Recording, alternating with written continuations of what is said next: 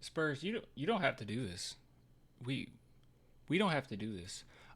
Chris Paul, CP3. He's linked to Lakers, Spurs this summer. Huh. All right, let's just take a look. I actually first saw this on Twitter. Where did I see this? Yeah, this is where I first saw it. This is where I first saw it from the Stein line. I don't know. Chris Paul is rumored for the Los Angeles Lakers and San Antonio Spurs if he becomes a free agent in free agency, which he is. He is that.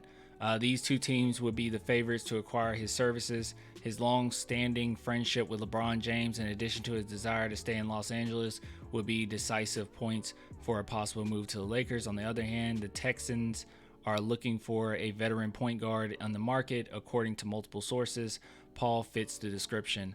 And just looking at this article here, they say the Spurs and Lakers keep coming up as potential suitors for the Warriors' Chris Paul if Paul becomes a free agent. All right. No. Okay. All right. I don't even know where to start. Chris Paul, as a player, has definitely taken a step back. Okay, his age has definitely caught up with him. But with that being said, he's still a phenomenal passer. He still averages like 7 assists per game. Let's see. Yeah, he still averages 7 assists per game. The 2 assist drop off from the season prior. So he's still capable. As far as his 3-point shooting is still up there, 37% from 3, 44% field goal percentage. So not the best, but just overall he still can go jump on a roster and be fine.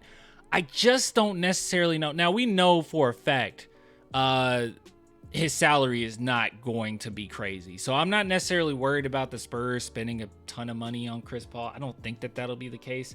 For his sake and him wanting to try to get a championship, I would rather Chris Paul try to go to the Lakers. I mean, I don't think they'll be good enough, but do whatever you can. But as far as him coming to the Spurs, I know that this is cliche. I'm just not crazy about him taking any minutes away from right now Blake Wesley. I think that's one player that we still want to at least give him another season and see what you get out of him.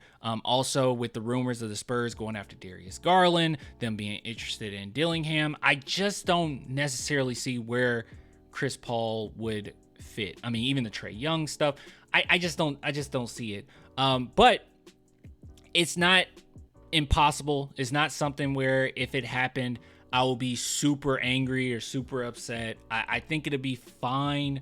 I just don't know if it's necessary. And not to mention Trae Jones is already a perfect backup point guard right now. Can he pass as well as Chris Paul? Heck no. Okay, he's not on Chris Paul's level, but he's a suitable backup, and that's what we'll be using Chris Paul for. And I just think it's a waste of his time, a waste of our time, and I don't think that Chris Paul is going to add that much to a upcoming, point guard that we get on the team. I just don't think so. I just don't think so, especially at this point in his career. And I guess what makes me the most skeptical, and I guess that's the word, I'd say pessimistic. Let's just be honest. I'm being pretty pessimistic. I guess what makes me the most pessimistic about the Chris Paul potential is the fact that Chris Paul went to a perfect situation, in my honest opinion. Going to the Golden State Warriors was a really good situation for him, and there were many a times that it just didn't look that great, right? It just is. I don't know. I really want to know. I'm going to leave it to you guys, because this is one of those situations where I'm pessimistic towards it. I don't really see it. I don't get a point in doing this. And it's not a matter of, let me get this out of the way, okay? Because I know a lot of people are going to say no just from the merit of not liking Chris Paul, because everybody hates Chris Paul. Obviously, everyone hates Chris Paul. But I do think that Chris Paul will be fine with the Spurs, and he's been on record saying that he's wanted to play for Popovich before. And I mean, maybe it'll be a fun way to end off his career playing with Wemby. I just don't think we have time for it. I think that what we need right now is, some young players learning, doing what they can do. And I don't really want to get rid of Blake Wesley or take away, Trey Jones minutes, for, Chris Paul to be on the squad. I don't think it's necessary. And we already have Tony Parker in our ear, as far as some guidance if Chris Paul isn't going to play. I know it's different. He's going to the practices. He's on the road. He's talking to you in the middle of games. I know it's a big difference between that and Tony. But I personally don't think it's worth it. I think that you're trying to build a team right now, and this would be one of those acquisition or pickups where it's like, oh, okay, you're ready to start winning, and this is a rotational player you plug in, and he knows how to win, he knows what to do, what he needs to do for your team to be successful. But I don't think the Spurs need that right now. But you guys let me know what you think, okay? You let me know what you think. I'm not one that hates Chris Paul. I know everyone hates him. When we go against him, I don't really like him, but there's no doubt in my mind that he would enjoy playing for Popovich, and Popovich would be a great coach towards him.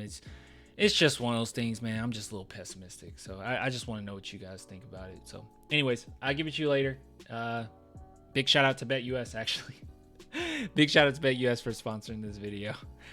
I'm so upset. I could barely be optimistic right now. I'm so upset. But yeah, big shout out to BetUS. BetUS, America's favorite sportsbook and casino. Live betting and racebook. We're celebrating 30 years with a historic offer. A 125% sign-up bonus on your first 3 deposits. Plus 10% gambler's insurance. Get started today. BetUS, where the game begins.